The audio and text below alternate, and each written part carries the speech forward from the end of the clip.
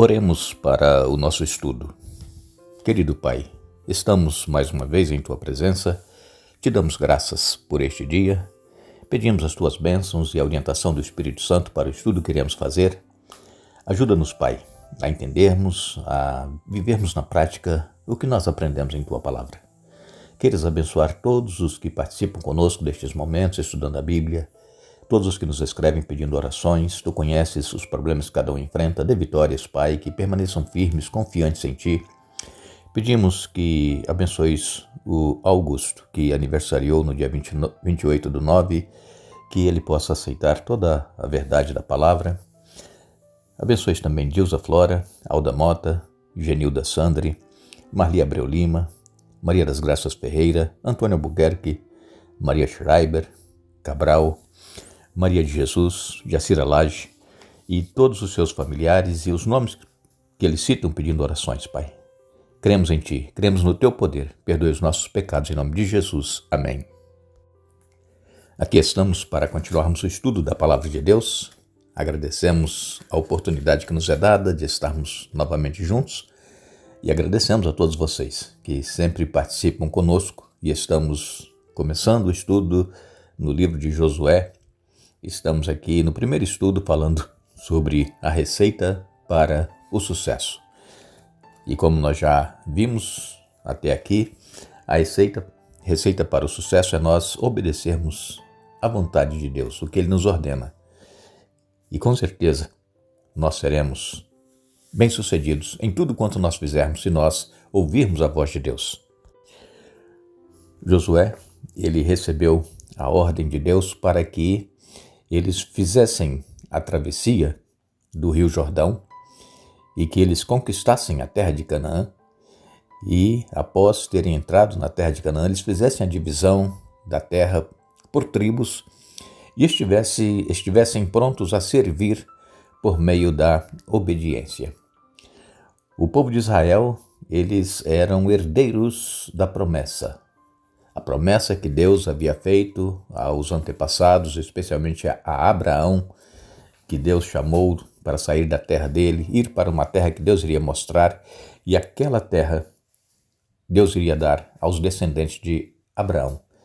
Nisso já havia se passado mais de 400 anos desde quando Deus fez a promessa. Às vezes, fazendo as contas assim, olhando, parece que demorou tanto, não é mesmo? 400 anos, Abraão não viu o cumprimento dessa promessa, mas ele morreu na certeza de que Deus iria cumprir o que ele havia prometido. Muitos dos nossos familiares, dos nossos antepassados também, que já dormiram no Senhor, que descansam no pó da terra, também morreram certos de que Deus, através de Jesus, irá cumprir a promessa de que Jesus vai voltar, vai nos buscar e vai nos levar para a Canaã celestial. Essa é a nossa jornada. Estamos a caminho da Canaã celestial. Esses nossos antepassados que dormiram, eles não sabem quanto tempo já passou desde que eles descansaram. Para nós parece que já foi muito tempo, mas como nós temos dito para vocês, Deus, o tempo dele não é igual ao nosso. Nós contamos os dias, as horas, os minutos e vemos que o tempo vai passando, né? Porque nós vivemos pouco tempo aqui na Terra, 70, 80 anos, alguns morrem tão jovens, não é mesmo? Um acidente ou mesmo uma enfermidade grave. Mas aqueles que já descansam não veem o tempo passando. Quando Jesus voltar, é como se tivessem dormido um sono, apenas algumas horas ou quem sabe segundos, fecharam o olho e abriram e estão vendo Jesus voltar. Abraão também vai ser a mesma coisa. Abraão, quando ele ressuscitar na volta de Jesus, ele vai ver que todas as promessas que Deus fez a ele, a Abraão, se cumpriram. E então, aqui em Josué, capítulo 1, no verso 2, diz assim: Meu servo Moisés está morto. Chegou a hora de você conduzir todo este povo, os israelitas, para atravessar o Rio Jordão e entrar na terra que eu lhes dou. Agora, Josué, o líder do povo de Israel, eles iriam receber a terra como herança.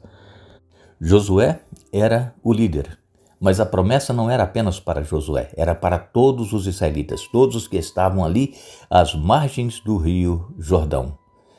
A terra prometida, ela era uma dádiva que o Senhor tinha prometido a Abraão.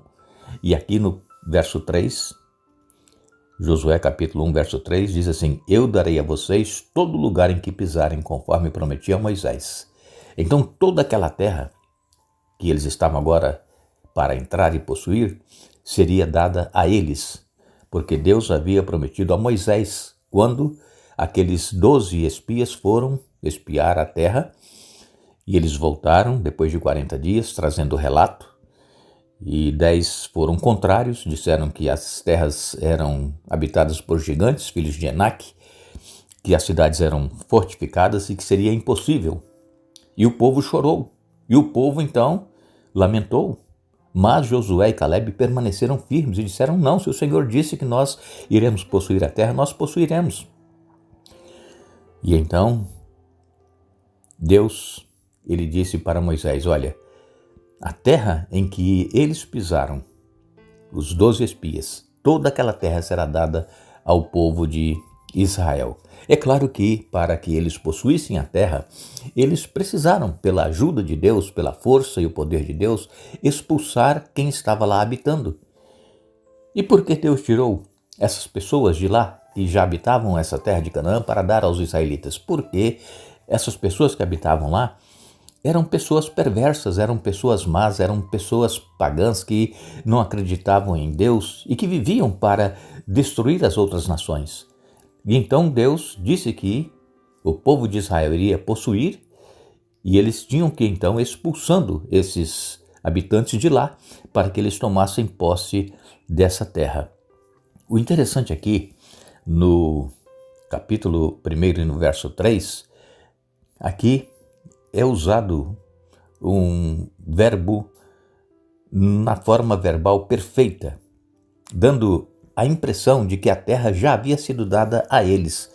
Diz assim, olha, eu darei a vocês todo lugar em que pisarem, conforme prometi a Moisés. Então, Deus já estava falando para Josué que como se ele já tivesse dado a terra e os israelitas já estivessem habitando lá. Então, esta forma verbal que é usada aqui é chamada de verbal perfeita, porque é como se eles já tivessem possuído a terra. Então, quando Deus ele é o sujeito de tais ações, a forma gramatical é chamada de perfeito profético. O que Deus promete em sua palavra é tão seguro que podemos confiar nisso como se essa realidade já tivesse se cumprido. Jesus mesmo disse que tudo quanto nós pedirmos, devemos pedir com fé, crendo que já recebemos. Mesmo ainda não tendo recebido, mas já agradecer a Deus as bênçãos que Ele nos deu em resposta às nossas orações. Isso é fé. Então, deveremos pedir com fé e crendo que a promessa, mesmo ainda não tendo sido cumprida, é como já estivesse sido realizada. E aqui Josué capítulo 1, versos 4 a 6, diz-nos assim a palavra de Deus: desde o deserto do Neguebe ao sul, até os montes do Líbano ao norte, desde o rio Eufrates a leste até o mar Mediterrâneo a oeste, incluindo toda a terra dos hititas. Enquanto você viver, ninguém será capaz de lhe resistir, pois eu estarei com você, assim como estive com Moisés. Não o deixarei, nem o abandonarei. Seja forte e corajoso, pois você conduzirá este povo para tomar posse da terra que jurei dar a seus antepassados. Aqui é bem importante nós notarmos que Josué, ele não ia vencer pela força dele, pela capacidade dele, mas diz aqui no verso 5, eu estarei com você, e então ninguém poderá resistir. Quando nós entramos numa batalha e colocamos Deus à frente, quando nós reconhecemos que nós não temos capacidade de solucionar os nossos problemas e clamamos a Deus para que Ele nos ajude, para que Ele esteja conosco, Ele irá à frente e ninguém poderá resistir. Mas, infelizmente, nós queremos usar a nossa força, a nossa capacidade intelectual, a nossa maneira de resolver as coisas, E aí nós fracassamos. Mas se nós colocarmos nas mãos de Deus e ter a certeza de que Ele é o nosso comandante, Ele é o nosso general, nós seremos vitoriosos. Ninguém poderá resistir. E também no livro de Hebreus, no capítulo 6, Hebreus capítulo 6, versos 17 e 18, nos diz assim a palavra de Deus. Deus também se comprometeu por meio de um juramento para que os herdeiros da promessa tivessem plena convicção de que ele jamais mudaria de ideia. A promessa e o juramento não podem ser mudados, pois é impossível que Deus minta. Portanto, nós que nele nos refugiamos, estamos firmemente seguros ao nos apegarmos à esperança posta diante de nós.